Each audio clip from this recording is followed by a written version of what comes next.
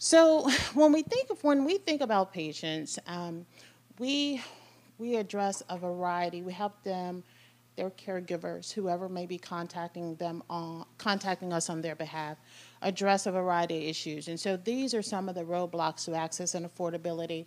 I'm sure all of you are probably uniquely familiar with either yourselves or because you've had to actually help someone work through these things. And so this is built from the experiences of our patients. So everything that we do as an organization is built from the experience of our patients. And so much like many of you, it's like, if I can take what I've been able to learn and harness that in a way that I can share it with somebody else, then let's prevent them from having to experience some of these roadblocks. And that is actually what we've done. And so every single issue that our patients have come to us about, whether it's insurance, whether it's medical debt, whether it's cost of living, or even employment protections, we have collated that into either resources that we've developed ourselves or resources that are available through organizations like Young Survivor Coalition, so that no matter how someone may reach us, we're wanting to make sure that we connect them to as many resources out there as possible. So I want to start with health insurance because, of course, who understands health insurance? Raise your hand. I promise it's not a trick question. Sort of, kind of. You feel like you're on a roller coaster? No, I understand it because I do it for us, husband, daughter, Ah. son, and my bosses, and done it for years, so kind of learned how to schmooze, navigate, whatever. She calls it smoothing and navigating. So I think the next online portal is going to be with you and understanding insurance. Who remembers the Prego commercial? And they talk about the ingredients in Prego and Prego spaghetti sauce. And it's like it's in there. That's how a lot of people describe health insurance. It's like, you think it's in there until you try to go and access some stuff and you later find that it's not in there. And so because health insurance and understanding health insurance is a critical issue for a lot of people, what we actually developed was a tool that's called the Coverage Access Guide. Right now it's available in Apple Store, and I think I have the link in this presentation, but what we've actually done is we've taken and kind of cataloged all those critical questions that one needs to ask themselves when they're thinking about in health insurance, trying to access their health insurance. We even took, and we actually built this tool when ACA first came into implementation, and it was because of the fact, I'm sorry, I might be blocking you, and it's because of the fact that you had a lot of people who were insured for the very first time. And so insurance is not something that is easy for people to understand. So we built this very easy to use tool that does everything from even explain to someone the difference between co-insurance and deductible and copay, because people don't know what that means. They don't. So a lot of people think co-insurance and deductible are the same thing. A lot of people think copay and co-insurance are the same thing until they have that unfortunate visit to their healthcare provider, and they think when they leave, I paid my $50 copay, everything is done, and a couple of weeks later, they get a bill that is like 4 pages long. And so this tool is really designed to help people understand it, while also embedded in the tool are questions that people should ask. It includes very practical things like how to read your insurance card. A lot of insurance providers have taken their cards and they've added like these 3 steps for pharmacy, where tier 1, tier 2, tier 3. A lot of people don't know what that means in terms of going to your formulary and looking up what's tier 1, tier 2, and tier 3, because there is a difference in cost. And so again, this is built around a lot of those things that we hear from our patients or have heard. And also, one of the biggest things that we often hear is that patients who do have insurance do not know that they have a right to an appeal an insurance-related decision. How many of you knew that? Do you know how to do that? How many of you know how to do it? Do it a couple of times. A couple of times. For MRIs that they decide aren't medically necessary, but an MRI is like between 4 and 10 grand, so we were like, and yeah, we definitely appealed both and got both of them covered, which was excellent, but we had to have the doctor write a letter on our behalf both times, and it's kind of one one of those things where they were like, unfortunately this happened, but like we got your back, which we were lucky. But it is a process. You have to call a lot of people, you have to be on hold for a long time, you have to explain why something's necessary, and this is like, you know, someone who has no idea. I mean, they have their own teams of doctors and nurses and whatnot, and they'll say, oh yeah, I think this is necessary, but it's not your doctor saying, like, this is a necessary thing. So then it's the insurance company's doctor versus your doctor pitted against each other, deciding, did this person need this procedure, and will the insurance company cover it? 9 times out of 10, if you're super annoying and really persistent, I found that they will. Just because they want you to go away, but or not go away, but you know, like They want you to go away. yeah, they do. But it's yeah, you really have to be like, no, this is your cousin. You know, it's really steadfast in your approach. And we put this in the guide because I can tell you that we actually do this on behalf of patients. So the time that you actually spend doing it is one of those things that our case managers will do. Again, just reminding that these are resources that are free at no cost at all. And so we probably have about a 95% overturn rate on denials. And so again, think about these as resources. So if you know someone who find themselves in this situation, that, you know, there is a help out there to help them. And for us, we actually do everything up to writing and submitting the appeal letter on behalf of the patient, and we work with actually getting all of those documents together. So this resource, this is just a screenshot of just some of those things that are in there, as well as understanding how do you go about an urgent or expedited appeal. These are things that the everyday person, most of us in this room, we don't wake up and say, this morning I think I want to do an appeal. But so again, these are just resources that are available to you. And also, especially right now, these whole conversations around specialty pharmacies. People don't know what they mean. People know about the pharmacy in their community. And so we have this whole new nomenclature around specialty pharmacies. And so we wanted to make sure that we included a description on what are specialty pharmacies, how are they different, and what does that really mean for you. And one of the things about the, you talked about, you know, your daughter and not wanting to look at information, wanting to kind of tap into information. One of the things about when you're in the app, if you see something that you find appealing that you need to share, you can email it straight from, you can share it straight from the actual application. And it can be one specific article. It could be a litany of articles. You can do it. And of course, you can adjust the font size. And we did that again because we're learning from our patients. Some people can read very small font. Some people need very large font. Some people need a combination. So we wanted to make sure that we could be as responsive as that. These are just some additional tools around insurance. We have something that's called we took not only the coverage access guide, but we also built out a 4-part educational series that's everything from finding and selecting insurance, how to use your insurance 365 days a year, because we tend to only use our insurance when we need it, but how do you actually get the most of your insurance 365 days out of the year. We also build a common roadblock document because, again, we just learned there's some very common roadblocks that people experience. All of these links to all of this is going to be at the end. Copay assistance. So how many of you know how to find all of the copay assistance programs that ever exist in the world? Or better yet, how many of you know what copay assistance programs are? So there are a couple of us that don't know what copay assistance programs are. All right. So copay assistance programs vary and in terms of what they provide, and some of them will provide financial assistance for medications, some of them will cover all therapies, some will cover only the support or companion therapies, so they will vary. But what I want to share with you today is we also operate a copay assistance program. It's called Copay Relief.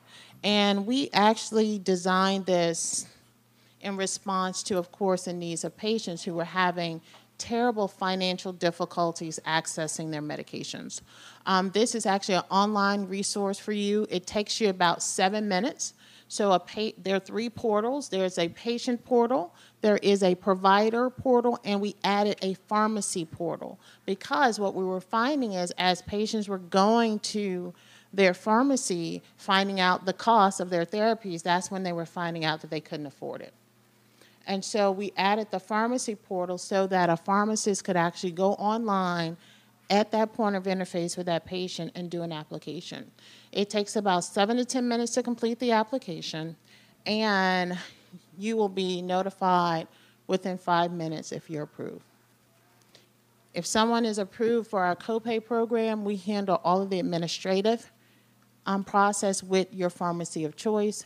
All the patient or caregiver does is go in each month until they've met their threshold, and the pharmacist actually bills us.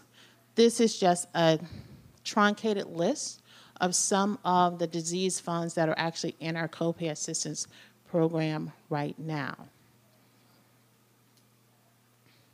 This is just to give you an idea. So this one is around breast cancer. There's a maximum award each year of $5,000. It tells you what the eligibility requirements are. And for those who may be wondering what is 400% federal poverty, I actually pulled that up for you so you can see what 400% federal poverty is. So in order for one to be eligible for our copay assistance program, they have to be a U.S. citizen, they have to have the condition for the fund in which they are applying, be 400% federal poverty, and be insured.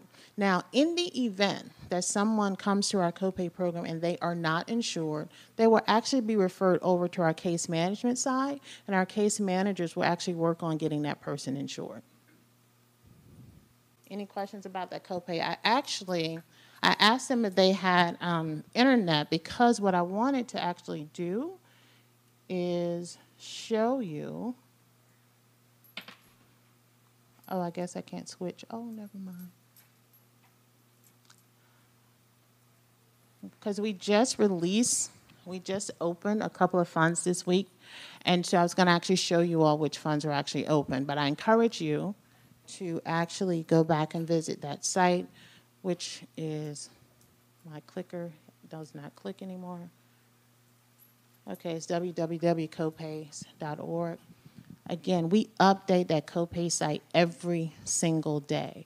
So I encourage you, if you visit on one day and a fund may say that the fund is closed, come back the next day, because that fund may open. We open and close funds every single day, and there is no limit to the number of times someone can apply.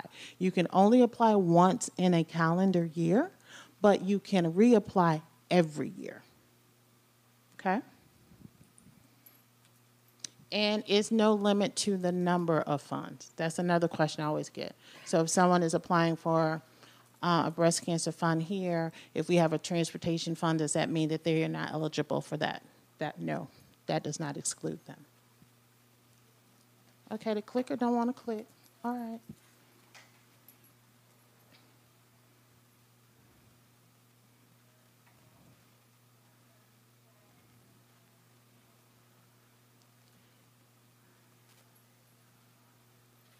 Did it move? All right.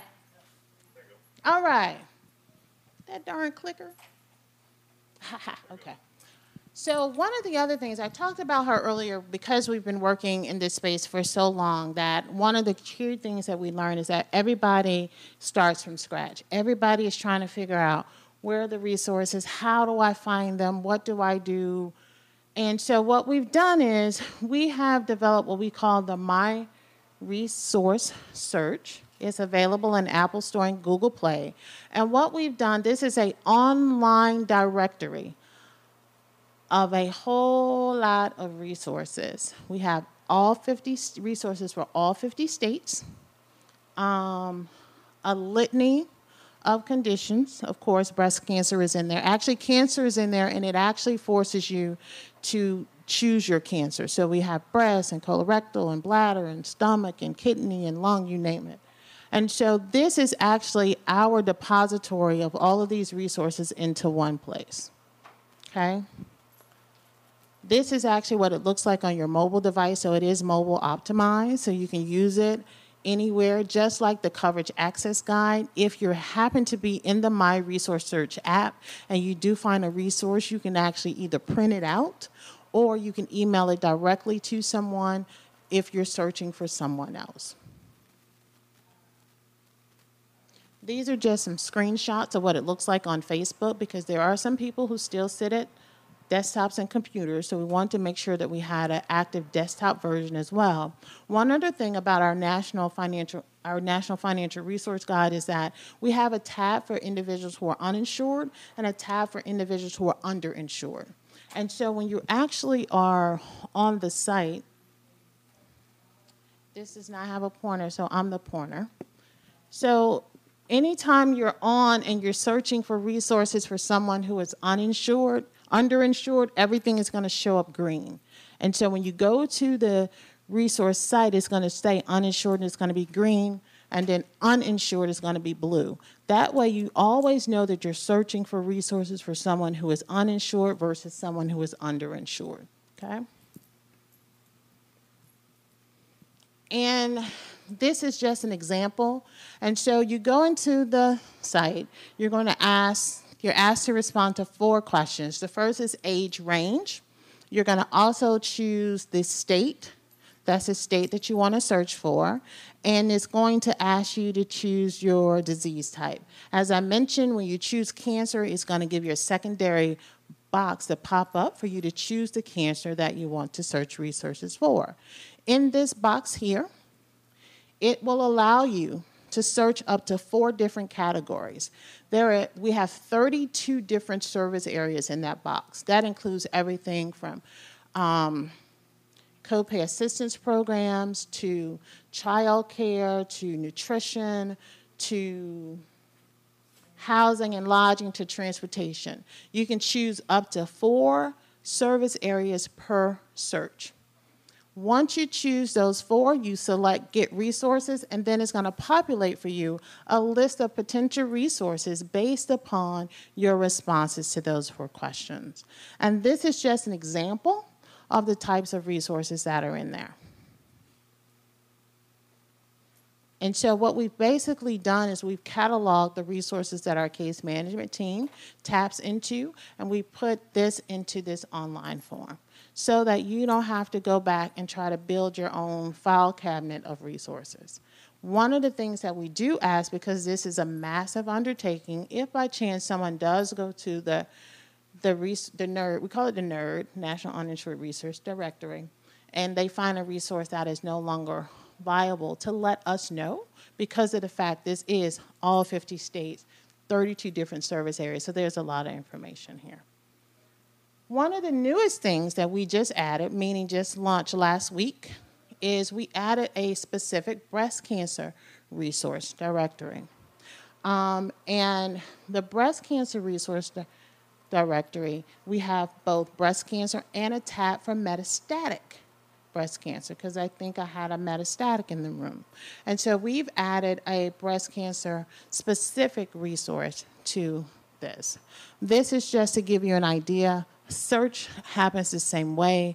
In this particular example, I chose the range 18 to 26. I chose the state of Kansas.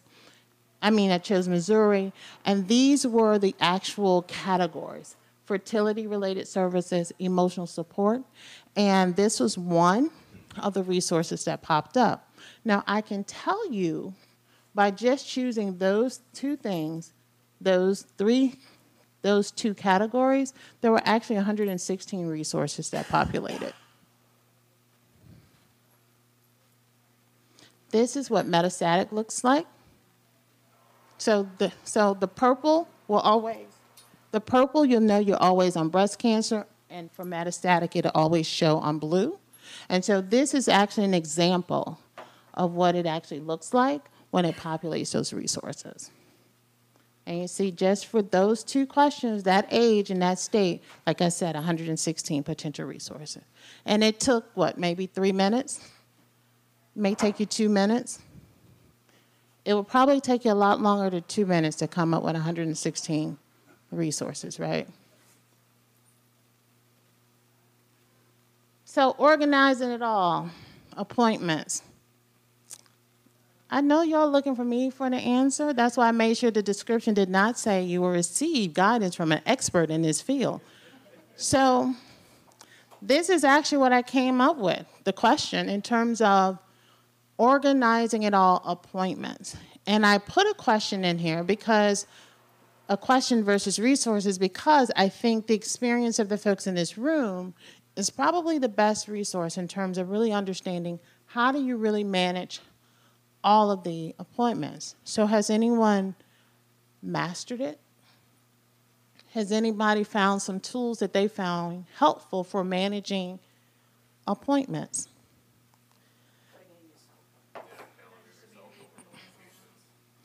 When I was working on this presentation, that's about all I could come up with. Because, and I searched. Oh, I searched. I searched. I searched. And I searched some more. And it becomes, so I put, and I said, well, let me just take it to the group to see how they've done it. And most of us use what, our phones, right? Because it's not just the appointments associated with the care of our loved one. It is all the appointments that are associated with life, because life does continue. So how have you managed to handle the appointments of care and the appointments of life? Is it all in that one phone? I can't use my phone. My daughter and my son-in-law use their phones. I have to have paper. I have a calendar. I can't use it by day, by week. I have to have a month. And so, and that helps because then I can visualize everything, because I'm still working full-time and trying to balance it and picking up this grandchild or doing this for you. So I need. See, and present a calendar, and then you can print it. Oh, and then you've got it right there. Okay, I may have to try that. See, that's why. That's why y'all got this image. Your appointment here while you're at lunch table. My Google calendar is not crazy. It is up there, and it's like, how do I know this stuff? It works. If you put it into Google Calendar, you can print it. You can keep it on your phone, and you can keep it on your computer. And what about here? I hate to go old school on you, but every once in a while you gotta do it. Our daughter's a planner by trade, she's a financial planner. She needed something visual. She's got everything on her phone, her iPad, her laptop, but 8 years ago, we took a big piece of poster board, a big calendar on it, and it helped her to put it all on there because she could see. We always tell her not to look back, but she could see as she was exiting out, look how far I've come. Look how I was way back when, 3 months ago, and look where I am today. That was so motivating to her. I know it's old school, but there's nothing like it. I mean, it was huge. And she'd look at it and make her little X's, and when she'd get down, she'd look and she goes, wow, I didn't have hair back here, or I was sick here, and look where I am today. And I was heavy there, or I was thin here, or I threw up here, or whatever it is. It really helped.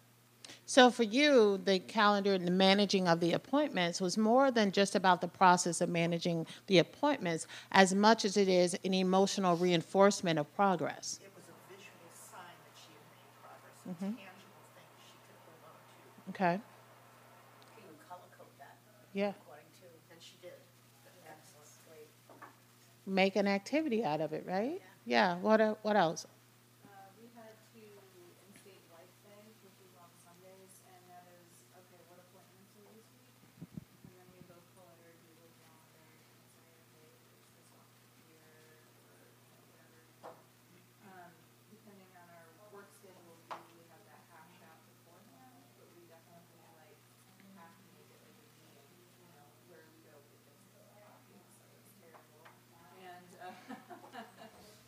we just, this is what we have to do this week, unfortunately. It's kind of like any kind of business or work-related thing, but it does help a lot to check in with each other and see.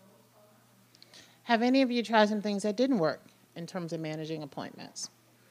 Just writing it on a random piece of paper when you're on a Letting other people go, like not the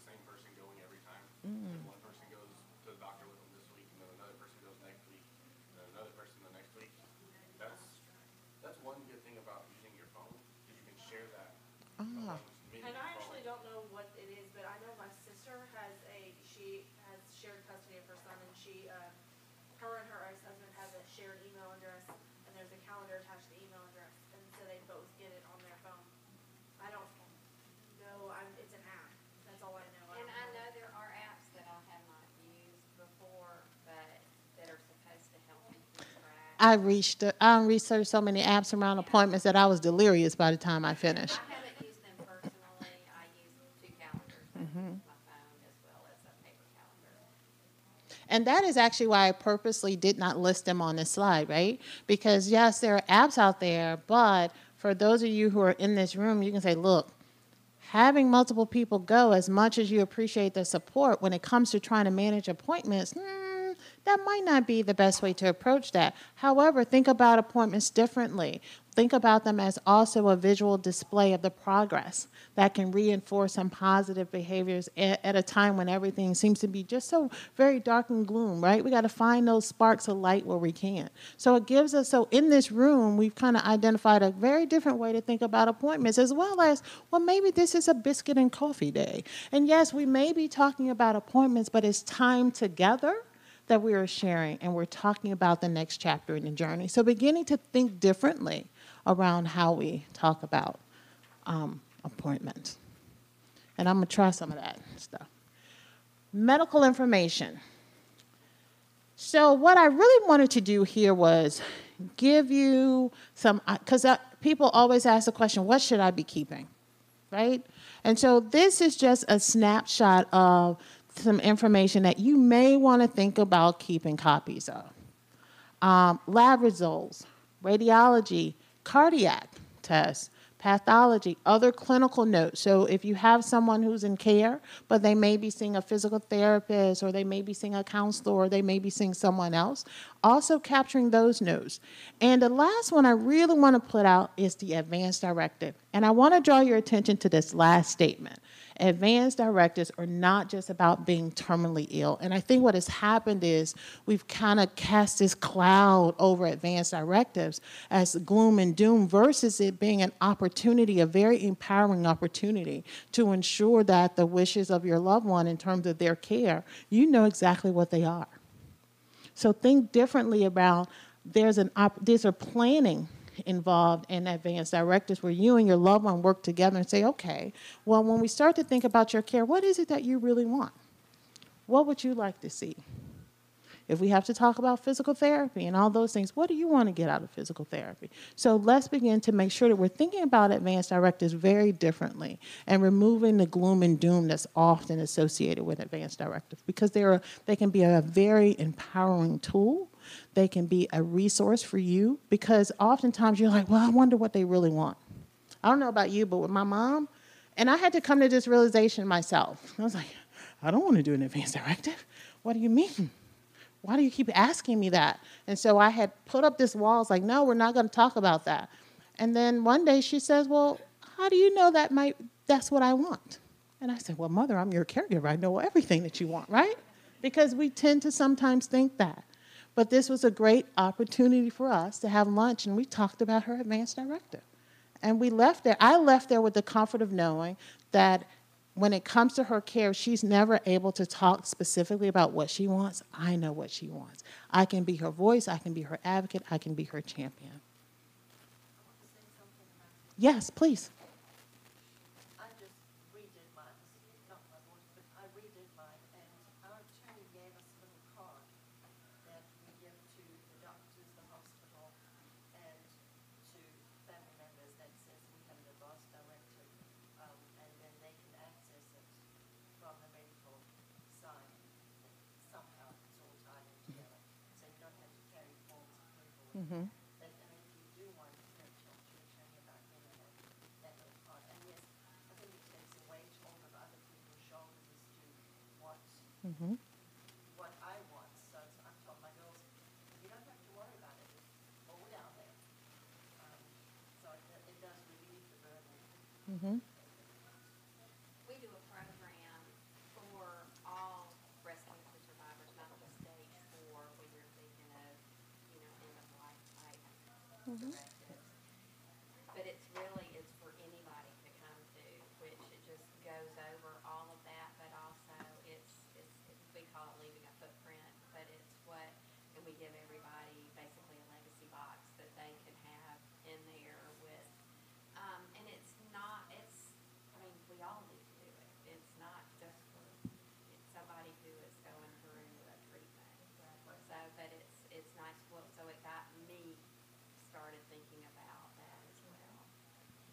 And these kinds of things are, you can, if you're a hard copy kind of person, these are the types of things you may want to put in a binder. If you are a more electronic record kind of person, I think on my next slide I have some, yeah, I have some actually scanner apps. One I use often is called Tiny Scanner. You can take a picture just like you would any other picture. You can take a picture and you can actually save it. You can save it as a PDF. You can email it to yourself. You can name it. You can do whatever you want to do with it. It allows you to create a file. And so because everyone may not have a scanner at home, or you may have that moment and that doctor or healthcare professional just gave you this piece of paper, you don't want to lose it. You can take a picture of it and store it. You can come back and I know on the Tiny Scanner one that I use, I can come back and add to that file just by taking another picture. So you may have one that says medical appointments.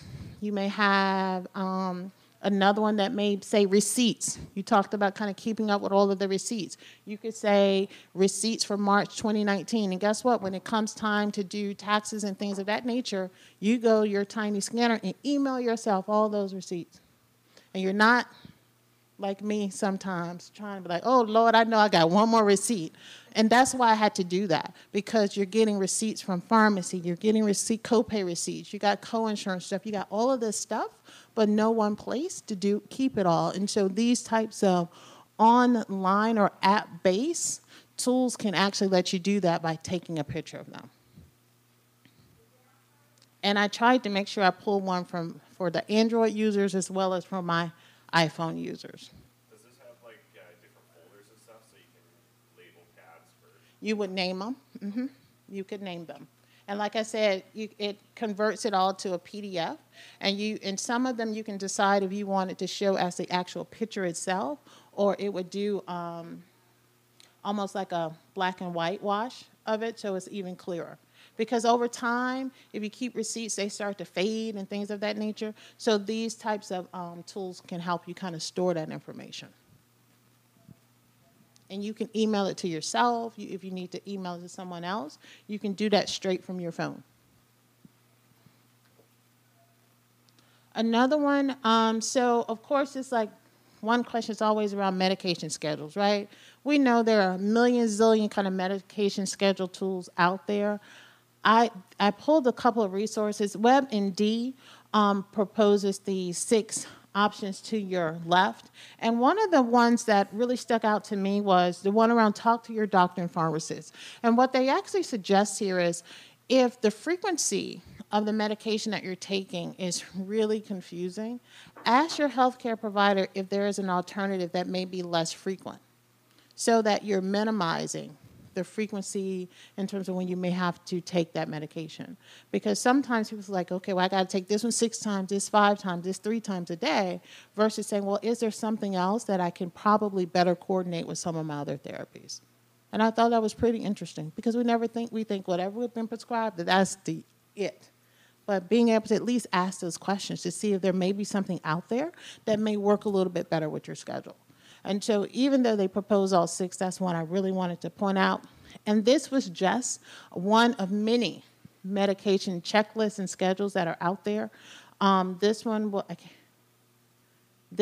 also on, I think the source is at the bottom, but this was just one if you wanted to print it out. These were all downloadable. There are a lot of downloadable actual medication checklists and schedules that are out there. This is and I would also say, for those of us who are organized, or even for those of us who may not be organized, there is somebody in your circle who is. Maybe this becomes their task. Oftentimes, we feel like we have to try to do everything. Well, maybe that person who said, well, what can I do to help? You can organize it all. You have a system that says this is the person that's going to be the keeper of the medication schedule. They're going to update the medication schedule. They're the medication schedule communicator, and they keep everybody else in the loop. You may have somebody else that says, all right, you're the receipt police. You're the document store. And that may be their task. So I think thinking differently around how you use the people in your circle, because they may have some strengths in some areas that you really need when you're trying to manage all of this. These are just some apps around medication schedules. I pulled just a couple. These were actually listed as some of the top 5 medication schedule apps. And so all of this and their links and everything is here for you. And actually, Caring Village is actually a resource that's used more so with seniors and older adults. So sometimes it's about looking at other resources, like who else has to keep up with medication schedules. If you're caring for a senior, you got to keep up with quite a few medication schedules. And so Caring Village actually has resources specifically designed for caregivers because they have seniors top of mind. So these are just those some apps around medication schedules. Then this. Breathe.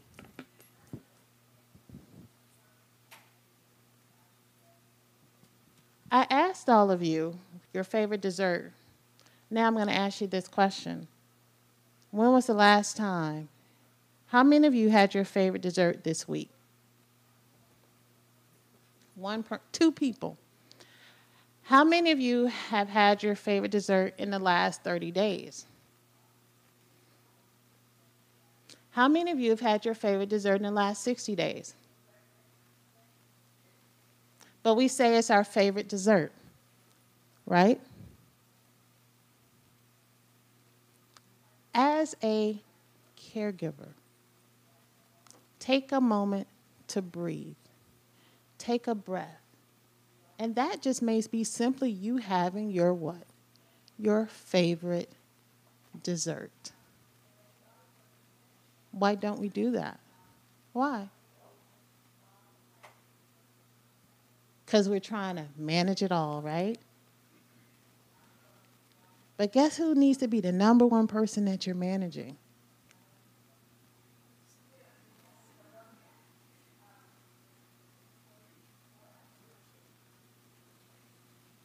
So if you want coconut pie, cherry pie, chocolate, have it.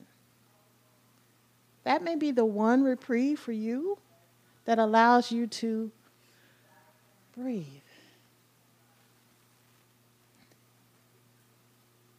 And just in case you need a little help, I'm putting all of you on a 20-minute timeout every day.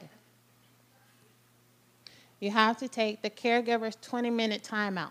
That's not what they call it. That's what I call it. This is Shanta's caregiver 20-minute timeout. I pulled this from Harvard because they talked about this in the context of just taking a moment to breathe and relax. You are worth 20 minutes a day, just in case you were wondering. 20 minutes. 20 minutes. How many minutes? 20. How many minutes? 20. How many minutes? 20. 20 minutes. So we use our phones and everything. So everybody, I need you, here's your action item. Set your 20-minute daily appointment for you. The appointment title is called Breathe. The appointment location is called My Space. Your appointment activities are these things. Set that appointment. 20 minutes. Be focused. Take assessment of your body. Use guided imagery, mindful meditation, yoga, Tai Chi. Break it up if you need to. And repetitive prayer, whatever it is that works for you, take your 20-minute caregiver timeout. One of my favorite apps is Atmosphere. That's what I had planned when you guys came in the room. I had waves. Y'all didn't hear them waves, did you? That's all right, I got you. It allows you to, it's an app called Atmosphere. You can choose if you want waves, if you want thunderstorms, whatever tickles your fancy. If the vacuum cleaner running is coming to you, Atmosphere can give you a vacuum cleaner. Whatever it is that works for you, Atmosphere has it. There are other ones that have guided imagery, and I don't think I put them in here. There are other ones that are guided imagery, like Calm. Take a moment. We get so busy and being busy. That's why we can't keep up with all of the receipts and all the appointments, because we're trying to do it all by ourselves and we haven't taken a breath. We haven't taken a moment to breathe. We just haven't taken that moment. Now, I don't know about you, but since I know you all are not going to do this when you leave, close your eyes.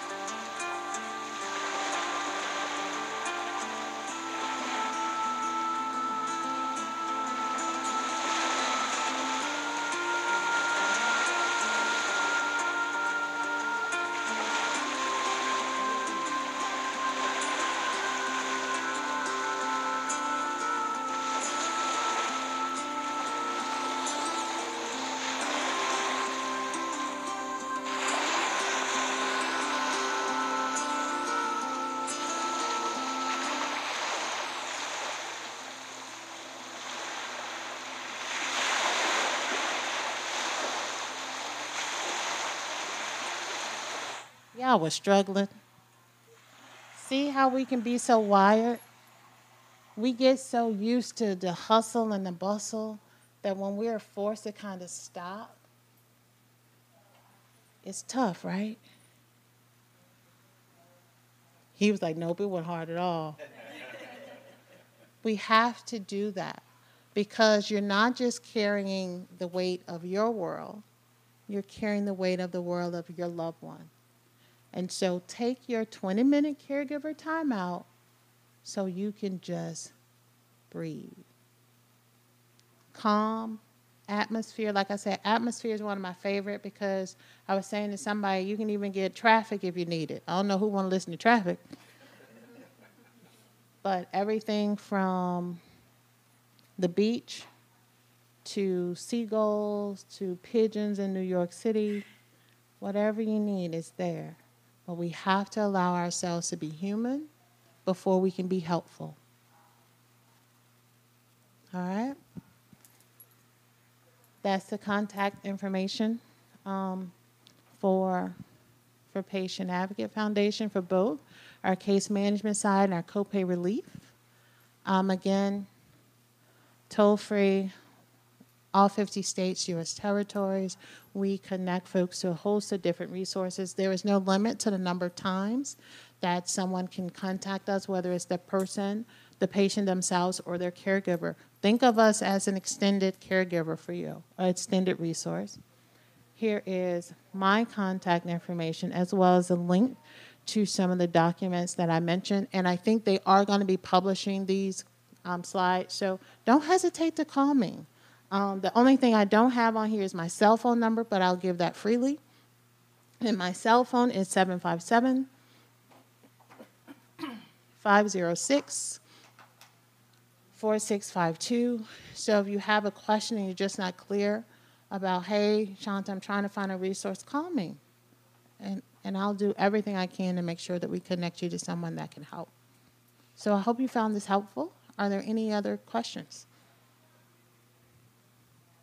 And just remember, yes. On your app, Yes. are y'all working towards releasing it for the Androids also, or just? The My Search tool, the coverage access guide, we are working on that. Yes, because I'm an Android girl, so yes. So we are working on the coverage access guide. In the meantime, though, it is available in print and it's available online. And I didn't bring a lot of print materials because I know you all are traveling. So if there is anything that I talked about that actually is in print and you would like it, that's something you can also just email me and just let me know, and we'll make sure we get that out to you. And that was purposeful so that you guys don't have to travel back with a whole bunch of materials. Any other questions? Now, under one of these seats in this room is a surprise. It's a surprise. Well, you kind of got to look under the seat to see if the surprise. I don't know if somebody's in the seat. It's a surprise under a seat. That's the only thing I got to say. There is a surprise under a seat. That's all I'm saying. Did you find that under the seat? Well, that wasn't a surprise. There is a surprise under the seat. There is a seat that has a surprise up under it. Looking for a surprise under us? There is a surprise under the seat, and you will know when you have the surprise under the seat. Come on. Comfort code? No, it is a surprise under a seat. It is actually a Visa gift card under a seat. See, y'all started looking differently once I said that. So one person has it? It's under one seat in this room. There, yeah. She found I wanted to sit there. You were heading for my chair? And I did that purposely because oftentimes the caregiver is thinking about everybody but themselves.